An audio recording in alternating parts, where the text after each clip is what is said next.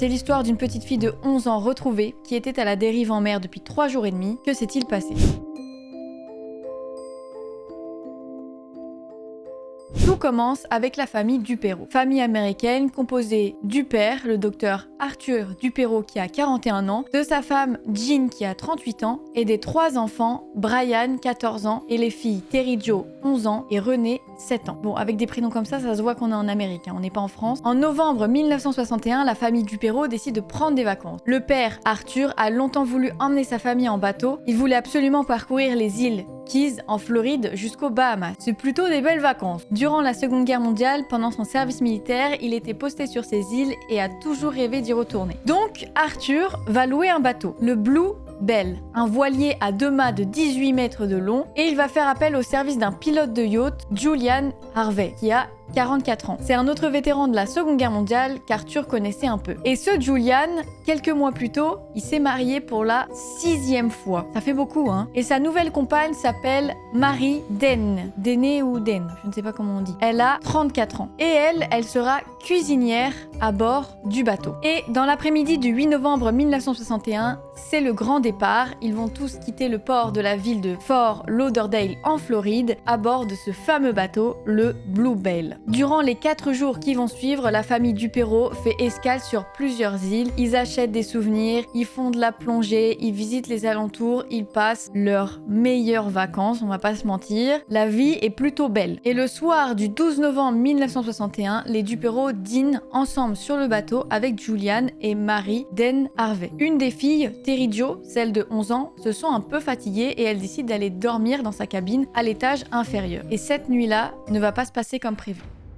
Le lendemain, en début d'après-midi, un membre de l'équipage d'un pétrolier, le Gulf Lion, aperçoit au loin un homme sur une barque à la dérive qui agite désespérément ses bras vers lui. Il va l'entendre crier « Aidez-moi, il y a un bébé décédé dans ma barque ». L'équipage du pétrolier, évidemment, décide de faire remonter l'homme et l'enfant, une jeune fille aux cheveux roux inanimée portant un gilet de sauvetage. L'homme en question, c'est Julian Harvey, le capitaine du Blue Bell. Julian va donc expliquer à l'équipage que durant la soirée, vers 20h30, une rafale de vent très violente a percuté son bateau, le faisant chavirer. Le mât principal s'est cassé, blessant au passage sa femme et Arthur Duperrault, et a fini par percer la coque. Julian s'est retrouvé séparé des autres, il a essayé de les rejoindre, mais tout à coup, un feu émerge du bateau, l'obligeant à le quitter grâce au canot de sauvetage. À ce moment-là, il découvre dans l'eau le corps de René Duperrault, la plus jeune des enfants, et il décide de la récupérer dans son canot de sauvetage pour lui apporter les soins nécessaires. Mais malheureusement, c'est trop tard. Une autopsie révélera d'ailleurs plus tard que l'enfant est bel et bien décédé de noyade. Donc après que Julian ait raconté cette belle histoire, pas très belle en fait, Julian va être interrogé par les autorités. Les enquêteurs vont trouver suspect que Julian reste très calme durant tout l'interrogatoire. Et ce qu'ils vont trouver encore plus bizarre, c'est que dans le canot de sauvetage, il y a pas mal de matériel de survie. Comme s'il avait eu le temps de rassembler du matériel de survie. Alors que d'après son histoire, il a à peine eu le temps de faire quoi que ce soit. Sauf que bon, c'est assez difficile de contredire son histoire, faute de preuves et de témoins. Julian va donc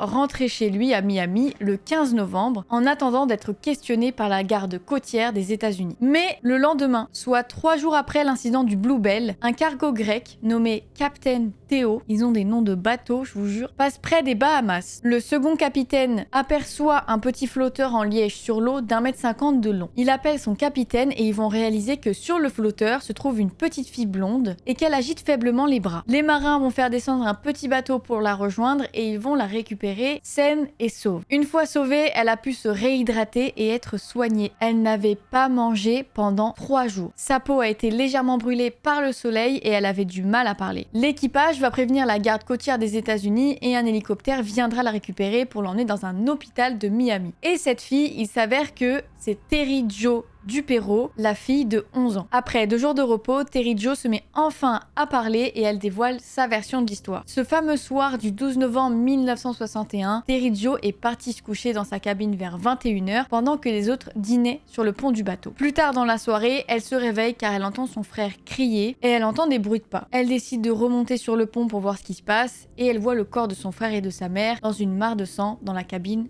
principale. Elle voit ensuite Julian Harvey qui s'approche d'elle et la gifle. Comme ça. Il lui ordonne de descendre dans sa cabine et Terry Jo, comme elle est terrifiée, elle s'exécute. Au bout d'un quart d'heure, de l'huile et de l'eau commencent à entrer dans sa cabine et Julian entre dans sa cabine avec un fusil, mais il ne la tue pas. Ils montent tous les deux sur le pont du bateau, un canot de sauvetage a été déployé. À ce moment-là, le Blue Bale est littéralement en train de couler. Julian demande à Terry Jo de tenir la corde qui est attachée au canot. C'est quel genre de culot de demander à une petite fille de tenir son canot alors qu'il vient de tuer le reste de sa famille? Enfin bon bref. Mais Terry Jo aperçoit le corps sans vie de sa sœur Renée dans le canot et elle va paniquer et lâcher la corde. Julian à ce moment-là il était occupé à autre chose, mais quand il va voir le canot de sauvetage partir à la dérive, il va décider de plonger et de nager jusqu'au canot, abandonnant derrière lui Terry Jo. Mais Terry Jo, malgré les événements, elle reste lucide. Quand même un truc de fou. Elle se souvient qu'il y a un flotteur en liège sur le pont, elle le jette à la mer et décide de l'utiliser comme petite barque. C'est là qu'elle va passer 3 jours et demi sur ce radeau en liège, sans nourriture, sans eau, sans abri, face au soleil, priant pour que les secours arrivent. Et son radeau est tellement petit qu'elle est obligée de rester assise. Terry Jo, elle va aussi dire aux enquêteurs que le mât du Blue Bale qui soi-disant s'est cassé, il était intact, qu'il n'y a pas eu de feu sur le bateau et que la mer était très calme. Ça contredit directement le témoignage de Julian qui a été sauvé 3 jours plus tôt. Les enquêteurs vont lui dire que Julian a été retrouvé et qu'il avait le corps de sa sœur avec lui, mais que le reste de la famille et la femme de Julian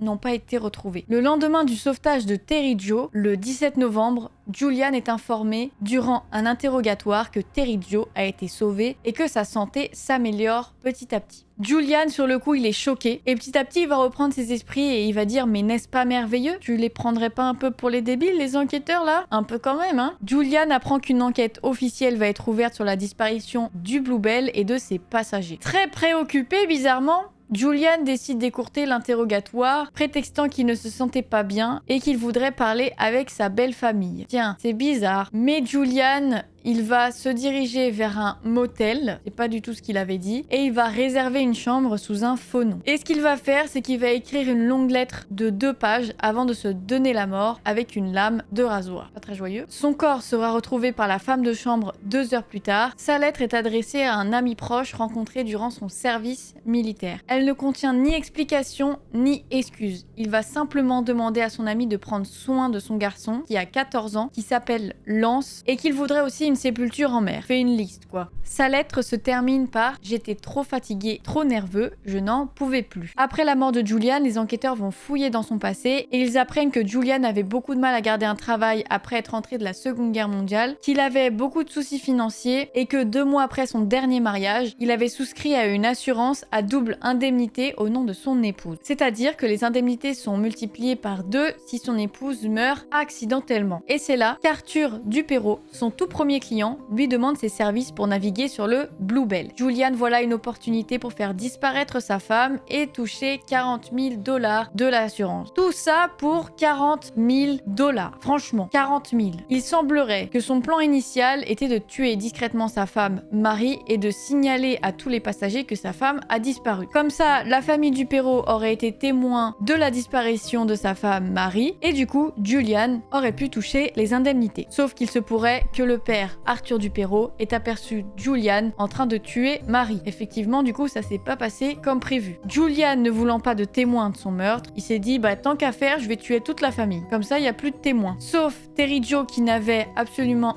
rien vu, mais qui de toute façon, abandonnée seule sur ce bateau, aurait dû mourir elle aussi. Mais c'est pas fini puisque Julian avait encore d'autres secrets. Ce n'était pas sa première fraude à l'assurance. Parce que pour arriver à ce niveau de plan, fallait quand même avoir un minimum de passé pour penser à ça. En 1949, il a survécu à un accident de voiture, tuant sa femme, issue de son 2e mariage, et sa belle-mère. À ce moment-là, il était le conducteur, la voiture a fait une sortie de route et est tombée d'un pont avant d'atterrir dans un marécage. Seul Julian a réussi à atteindre la terre ferme, laissant les 2 femmes se noyer, comme par hasard. Attendez, c'est pas fini. Dans les années 50, il a également volontairement détruit 2 bateaux dans des circonstances un peu bizarres. Tous ces incidents lui ont permis de toucher de grosses indemnités de la part des assurances. Depuis la disparition du Blue Bale, Terry Jo a refait tranquillement tranquillement sa vie. Elle a été accueillie par la sœur de son père. Elle a aussi changé de nom parce qu'elle en avait marre que les autres la reconnaissent et la voient en tant que victime. Et elle s'est mariée et a eu 3 enfants. C'était l'histoire de Terry Jo. J'espère que cette vidéo vous aura plu. Et cette petite Terry Jo a quand même été extrêmement chanceuse de rester en vie au bout de 3 jours sans manger, sans boire. Et heureusement qu'elle a croisé des gens